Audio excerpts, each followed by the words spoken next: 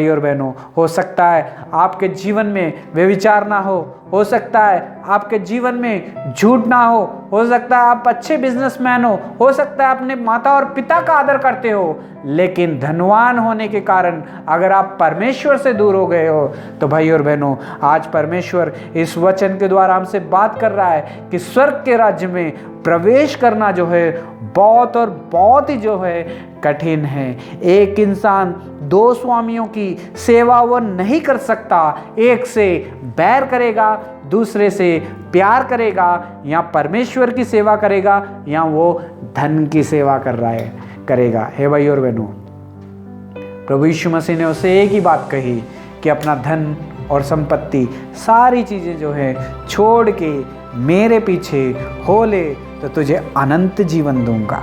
हे भाई और बहनों, अनंत जीवन जो है सिर्फ प्रभु यीशु मसीह से मिल सकता है, प्रभु यीशु मसीह के पीछे करने से मिल सकता है, प्रभु यीशु मसीह की बात मानने से मिल सकता है, प्रभु यीशु मसीह को फॉलो करने से मिल सकता है। अनंत जीवन जो है प्रभु यीशु मसीह में है। मार्ग और सच्चाई और जीवन जो है प्रभु यीशु मसीह है। जीवन का जल भी प्रभु यीशु मसीह है, अनंत जीवन भी प्रभु यीशु मसीह है। जिसके पास प्रभु यीशु मसीह है उसके पास अनंत जीवन है। हे भाई और बहनों, ये धनवान के पास धन था, सब कुछ था, लेकिन इसके पास प्रभु यीशु मसीह नहीं था और ना ही इसके जीवन में अनंत जीवन नहीं था। हे भाई और बहनों, दौड़ के आया बड़ी ही आशा के साथ कि मैं धनवान हूँ, शायद पता नहीं प्रभु यीशु मसीह मुझे कुछ और कहेंगे। यहाँ पे वचन में लिखा है कि दौड़ के आया, घुटने टेके और कहता है, उत्तम गुरु, अनंत जीवन का वारिस होने के लिए मैं क्या करूं। आज हम में भी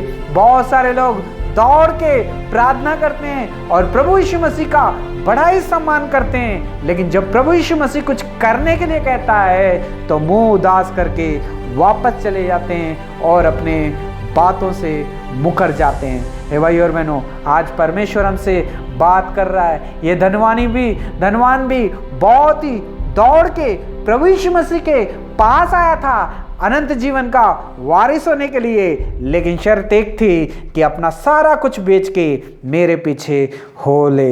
हे भाई और बहनों, उसने धन से बहुत प्यार किया, अपने बच्चों से प्यार किया, अपनी बिल्डिंगों से प्यार किया, अपनी कारों से प्यार किया और अपने ही पैसों से प्यार किया। इसलिए वो परमेश्वर से प्यार नहीं कर पाया, प्रभु यीशु मसीह की आज्ञा नहीं मान पाया, इसलिए वो पीछे ही रह गया। उसका जो मन और धन, उसका जो मन था दुनिया में जो कुछ था, सांसारिक चीज़ों में लगा हुआ था कि मैं ये करूँगा, वो कमाऊँगा, ये कमाऊँगा, इसलिए वो परमेश्वर से दिल लगा नहीं पाया। हे भाई और बहनों, अगर आपका भी और मेरा मन भी अगर ये दुनियादारी की चीज़ों में लगा हुआ है, तो भाई और बहनों, आज इस वचन के द्वारा परमेश्वर हमसे बात कर रहा है। अनंत जीवन का वारिस होने के लिए आपको ये दुनियादारी की चीज़ों के ऊपर मन नहीं लगाना है, परमेश्वर की बातों पे मन लगाना है, वचन पे मन लगाना है। प्रभु यीशु मसीह ने हमें क्या सिखाया है उसके ऊपर मन लगाना है और उसे फॉलो करना है। तभी हमारे जीवन में भी जो है अनंत जीवन के वारिस जो है परमेश्वर हमें भी बनाएगा। हे भाई और बहनों, कितना सुनने में कितना अच्छा लगा पहली आयत को कि वो धनवान दौड़ के घुटने टेका प्रभु यीशु मसीह के पास में, बहुत अच्छी बात है। लेकिन जब प्रभु यीशु मसीह ने उसे कहा कि ये कर, अपनी संपत्ति दौलत सब कुछ बेच के कंगालों में बांट दे, तो वो मेरे पीछे आ ले, तो मैं तुझे स्वर्ग में तुझे धन मिलेगा और खुशी मिलेगी। लेकिन वो प्रभु यीशु मसीह को फॉलो नहीं कर पाया, क्योंकि उसका मन जो था प्रभु यीशु मसीह की ओर नहीं था, सिर्फ संसारिक ओर था। आपका और मेरा मन कैसा है? क्या आप भी संसार में हो?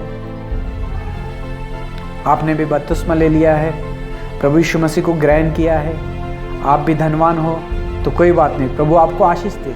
लेकिन धनवान होने के बाद में आपका जीवन कैसा है? आप क्या किसी की मदद कर रहे हो? किसी का सहारा बन रहे हो? ज़रूरतमंद लोगों को दे रहे हो? या अपने घर के आस पड़ोस, आपकी आंखों के सामने कोई है ज़रूरतमंद, आप उसे नहीं दे पा रहे हो? तो भाई और बहनों, आपकी धनवान होने का क्या फ़ायदा? आपका धनवान होने से क्या फ़ायदा जो किसी ज़रूरतमंद की मदद नहीं करेगा, जो कभी सेवा के लिए कुछ नहीं देगा। हे भाई और बहनों, परमेश्वर आप सबको आशीष देना चाहते हैं। हे भाई और बहनों,